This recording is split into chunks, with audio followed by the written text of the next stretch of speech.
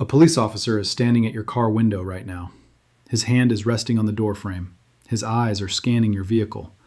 And he asks you the question that makes every gun owner's stomach drop. Do you have any weapons in the vehicle? Your heart rate doubles, your palms go wet, and in the next 10 seconds, you are going to either protect yourself completely or hand that officer everything he needs to ruin your life. Here is what nobody tells you. Most people think there are only two ways to answer this question: yes or no. But as someone who has spent years inside courtrooms watching good people get destroyed by their own words, I am telling you right now, both of those answers can be a death sentence for your legal rights. Say yes. And you have just invited a high-tension situation that escalates in ways you cannot predict or control. Say no when you have a licensed firearm in your glove box and you have just committed a crime by lying to a law enforcement officer. In most jurisdictions, that is a charge that compounds everything else you might be facing. There is a third option, a precise legal response that stops the interrogation cold while keeping you safe, keeping you respectful, and keeping every single constitutional protection you are entitled to fully intact. I am going to give you the exact words, but before I do, I need you to understand something that took me years of practicing law to fully appreciate. Most gun owners do not lose their rights because they are criminals. They lose their rights because they talk too much. And after you hear what I'm about to share, you will never make that mistake again. Let me paint you a picture so accurate, it is going to feel like I was sitting in your back seat. You were coming home from a long Saturday. Maybe you were at the range. Maybe you just finished a hunting trip. Maybe you simply carry every day because that is your right and you take it seriously. Your firearm is exactly where it is supposed to be. Your permit is valid. You are, by every legal definition, doing nothing wrong. Blue lights appear in your rearview mirror. Broken taillight, expired registration sticker. Maybe you rolled a stop sign. Does not matter. You pull over. You take a breath. You remind yourself you have nothing to hide. The officer approaches. He is professional, but his hand is resting near his belt. He asks for your license and registration. And then, before you can even fully process the situation, he drops the question that changes everything. Do you have any weapons in the vehicle? And here's what the good, honest, responsible gun owner says. Yes, sir, I have a handgun. It is in my center console. I have my concealed carry permit right here. It is loaded, but the safety is on. I just came from the range. I have had my permit for 6 years. I am not looking for any trouble. Sounds reasonable. Sounds cooperative. Sounds like exactly what a law-abiding citizen should say. Right? Wrong. Dead wrong. You just handed that officer 9 separate pieces of information he never asked for. And each one of those pieces is a legal landmine that can detonate in ways you never saw coming. You said it is loaded. What if your state classifies loaded differently than you think? What if having a round chambered versus a magazine inserted falls under a completely separate statute? You just potentially confessed to a transportation violation. You said the safety is on. What if the officer later writes in his report that you told him the weapon was accessible and ready to fire? That is a different story. That is his word against yours. And guess whose word a jury tends to believe? You said you just came from the range. Now the officer is wondering why you did not unload before leaving. Now he is asking follow-up questions. Now you are explaining yourself under stress, building a narrative you cannot control. But here is the part that most concealed carry courses never teach you. The word weapon itself is a trap. In some jurisdictions, a screwdriver in the footwell is a burglar tool or a concealed weapon. A heavy flashlight can be classified as a bludgeon. By engaging with that question directly, you are playing a game where the officer defines the rules and the definitions, and you do not even know what rule book he is using. This is why criminal defense attorneys see the same story over and over.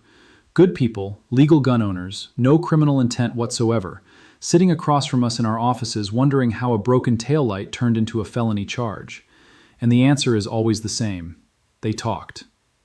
Here's something they do not teach in any concealed carry course. When a figure of authority asks you a direct question, your brain experiences something called compliance pressure. It is hardwired into you from childhood. Teacher asks a question, you answer. Parent asks where you have been. You explain, authority figure speaks, you respond automatically. That hardwiring overrides your legal judgment completely at the car window. Your brain tells you that silence looks guilty. Your brain tells you that explaining yourself will fix the situation. Your brain tells you that if you are friendly enough, cooperative enough, transparent enough, This officer is going to smile and send you on your way. But your brain is wrong. The officer is trained to ask open-ended questions. He is trained to let silence hang in the air so you feel it. He is trained to follow friendly conversation because friendly conversation makes people comfortable, and comfortable people keep talking. And everything you say, everything goes into a report that a prosecutor will read later looking for inconsistencies. When an officer asks if you have weapons, he is not just making conversation. In the legal world, this is a consensual encounter rapidly transitioning into what we call a Terry frisk, or a full vehicle search. He is fishing for probable cause.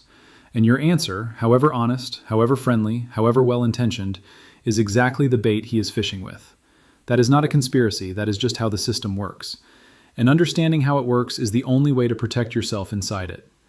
Now let me give you the legal foundation these words stand on. Because if you do not understand why they work, you will not say them with confidence. And if you do not say them with confidence, they will not protect you the way they need to. The Fifth Amendment to the United States Constitution protects you from being compelled to be a witness against yourself. You have heard the phrase pleading the fifth. You probably associate it with courtrooms and criminal trials. But that protection does not begin at trial. It begins the moment law enforcement starts asking you questions. The Supreme Court has been extraordinarily clear on this point. You have the right to remain silent during a police encounter. Not just after arrest, not just in a courtroom, during any interaction where your words could be used against you. Now, let us talk about the Fourth Amendment, the right against unreasonable search and seizure. Here is something most gun owners do not know. An officer cannot search your vehicle simply because he wants to. He needs consent, probable cause, or a warrant. When you volunteer information about your firearm, you are potentially providing the probable cause he needs to justify a deeper search. You are essentially handing him the legal key to your entire vehicle. And then there is Terry versus Ohio. This is a 1968 Supreme Court case that governs what is called a Terry stop, or investigative detention. Under Terry, an officer who has reasonable, articulable suspicion that you are armed and dangerous can conduct a pat-down search. Notice those two words carefully, armed and dangerous, not just armed. Legally owning a firearm does not make you dangerous. But the moment you tell an officer you have a weapon, you have confirmed the armed part of that equation.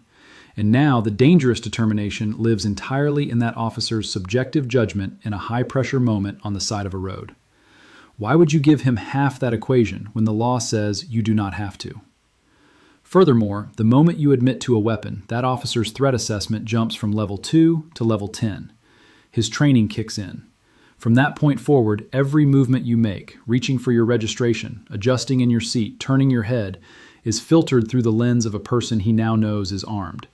This is where situations escalate. This is where tragedies happen. Not because you did anything wrong, but because the information you volunteered changed the entire dynamic of the encounter. So, here's what you say instead. When a police officer asks, "Do you have any weapons in the vehicle?" here is your response. "I don't answer questions." That is it. 5 words. No hedging, no apology, no explanation attached. I know what you were thinking. That sounds rude. That sounds aggressive. That sounds like something a guilty person says.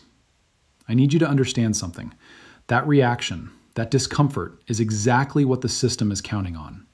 It is designed to make exercising your rights feel socially unacceptable, because people who feel uncomfortable invoking their rights tend to stop invoking them. Let me be very clear about what those 5 words actually communicate. They are not hostile.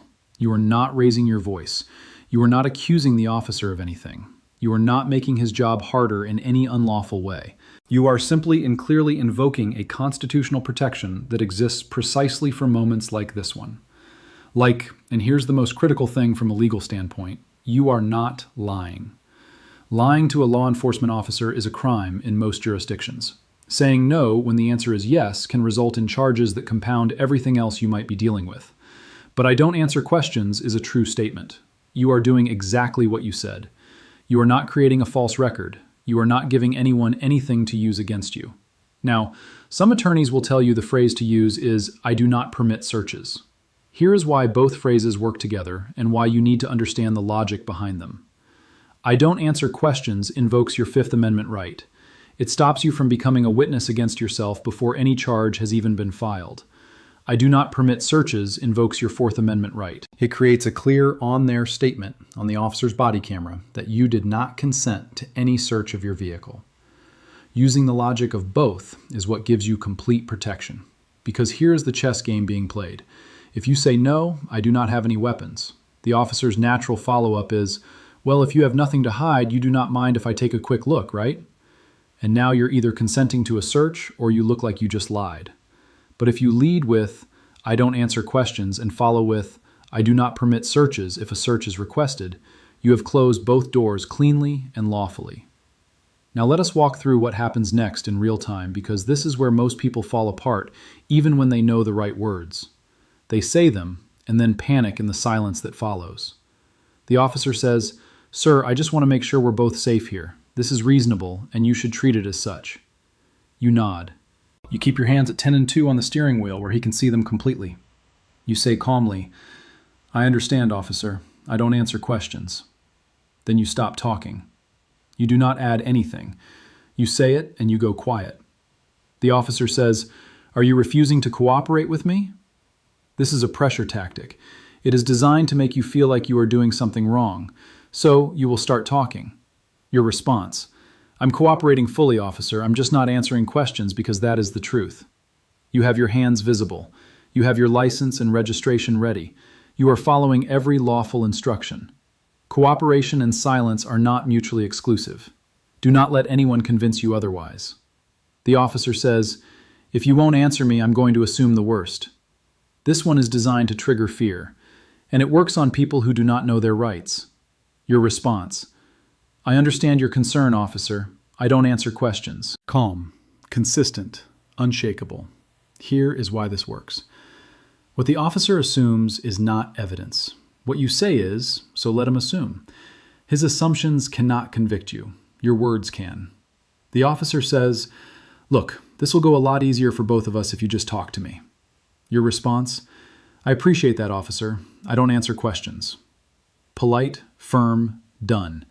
In the majority of routine traffic stops, the officer will run your license, handle the reason for the stop, and move on. Most traffic stops are exactly what they look like, minor infractions. Stay calm, stay quiet, stay respectful, and most encounters end exactly as they should. Now, let us talk about body language, because this is the piece nobody puts in the same conversation as legal strategy, and it absolutely belongs there. You can say the right words in the wrong way and create a situation that spirals anyway. Your hands are visible at all times. 10 and 2 on the wheel from the moment those blue lights hit your mirror until the officer walks back to his car. If your hands need to move, you narrate it. "My registration is in my glove box. I'm going to reach for it with my right hand." Pause. Wait for acknowledgement. Then move slowly and deliberately. Your voice is level, not too quiet, which reads as nervous, not too loud, which reads as aggressive. Conversational, steady, the same tone you would use ordering coffee. Your face is neutral, not smiling aggressively, which reads as anxious, not stone-faced, which reads as hostile, just present, just calm. Your body stays still. No fidgeting, no shifting, no looking around. Motion creates concern. Stillness communicates control.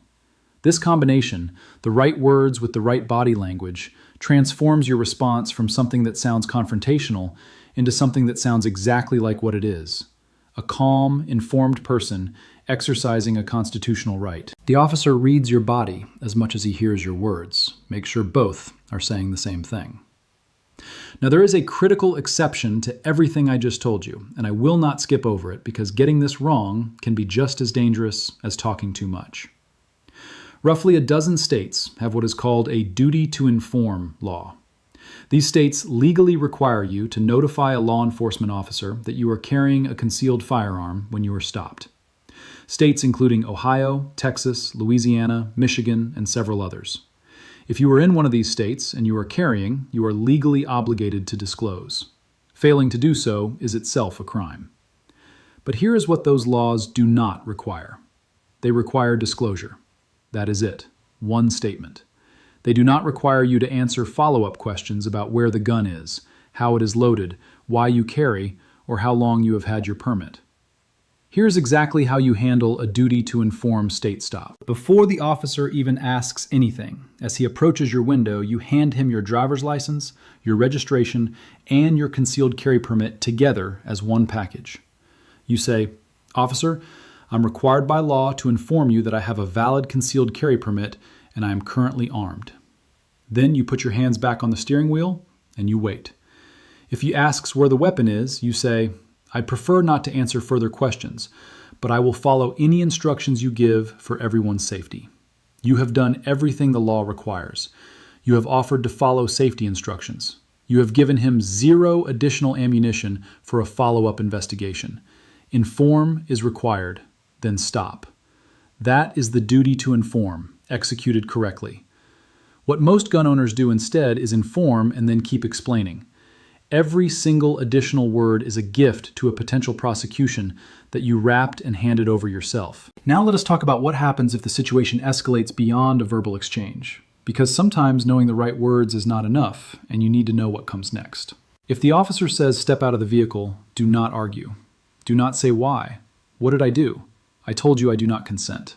Under the Supreme Court case Pennsylvania versus Mims, an officer can order you out of a car for any reason during a lawful traffic stop for officer safety. You cannot legally refuse to step out. Arguing against a direct lawful order moves you into resisting territory, and that is a charge you do not want. But how you step out matters enormously. Here is why the officer wants you out of the car. When you are sitting in the driver's seat, your body blocks a significant portion of the interior.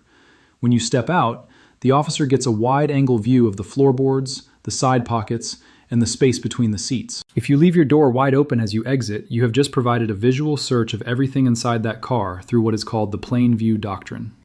If he sees anything even remotely suspicious, a shell casing on the floor, anything in the ashtray, he now has probable cause and your Fourth Amendment protection is effectively deactivated. So, as you prepare to exit, do this. Roll your window up nearly all the way, leaving just a small crack for communication. Grab your keys and your phone. Step out and immediately lock and shut the door behind you. By shutting and locking that door, you have reestablished your reasonable expectation of privacy for the interior of that vehicle. If the officer wants back in, he now needs a warrant or your consent, and you are not giving consent. The moment you are standing on the side of the road, the officer will likely try to keep the encounter going. He will ask where you are coming from tonight, why you look nervous, where you are headed. This is where you deploy what every experienced defense attorney considers the most powerful verbal tool in your arsenal during a traffic stop. You look him in the eye and you ask, "Officer, am I being detained or am I free to go?" There is no legal in between. You are either being detained based on reasonable suspicion of a crime or you are a free citizen. If he says you are free to go, you get back in your car and leave, period. If he says you are being detained, you immediately follow up with, "What is the specific articulable suspicion of the crime I am suspected of committing?" Most officers will dodge this. They will say they are just asking a few questions. Your response is a broken record. "If I am not being detained, I would like to be on my way. Am I free to go?" This question forces the officer to make a legal choice on the record and on his body camera. Every second you spend standing there answering casual questions about your evening is time the officer is using to extend that stop. Under Rodriguez versus United States, the Supreme Court ruled that a traffic stop cannot last 1 second longer than it takes to complete the mission of the stop, which is typically just writing a ticket or a warning. Every moment beyond that, without independent, reasonable suspicion of a separate crime, is a constitutional violation. If the officer decides to conduct a pat-down for his safety, do not physically resist, but do not stay silent either. During the frisk, say clearly and calmly, "I am not resisting, but I do not consent to this search. I am only complying because you are ordering me to." This phrase is enormously valuable in a courtroom. It proves that you are not voluntarily cooperating. You were submitting to authority. There is a massive legal difference between the two. One is a waiver of your rights. The other is a violation of them. That distinction can determine the outcome of a case. Also, understand the plain field doctrine. An officer conducting a pat-down is looking for weapons. If he feels something in your pocket and it is immediately apparent as contraband, he can seize it. But if he has to squeeze, manipulate, or probe the object to determine what it is, he has just conducted an illegal search. Know the difference so your attorney can use it. Now, Let us talk about the 10 minutes after the stop. Because most people drive away and let the memory fade. That is a mistake. The moment you are safely away from the scene, pull over at the nearest gas station or parking lot. While the memory is completely fresh, open your voice memos or notes app and record everything. The officer's name and badge number if you caught it. The exact time the stop started and ended. Exactly what you said and exactly what the officer said. Any pretextual language the officer used, things like "you looked nervous" or "your hands were shaking." Any instructions you were given and how you responded. This contemporaneous record is incredibly powerful. When an officer testifies 6 months later, he will not remember the specific details of a routine traffic stop among hundreds he has made since then. He will say the suspect was acting erratic or appeared nervous. You will have a time-stamped voice memo from the day of the event saying you were calm, hands at 10 and 2, and the officer never mentioned your behavior until the 3rd minute of the stop. That is the kind of detail that changes outcomes in courtrooms. There is a phrase that every criminal defense attorney knows by heart. Write it down if you need to. You cannot talk your way out of an arrest, but you can absolutely talk your way into one. Every case involving a legal gun owner facing serious charges had a moment. A moment at a car window. A moment where they said something they thought was helping them. Something honest, something cooperative, something completely reasonable in their own mind. And that something became the foundation of a case against them. Prosecutors are not looking for guilt in the field. They are looking for a thread to pull. And your words during a traffic stop are the most accessible thread there is because they are documented. They go into a report within hours. They get reviewed by people whose entire job is to find an angle. Do not give them the thread. Remember this clearly. The police have the handcuffs, but you have the Constitution.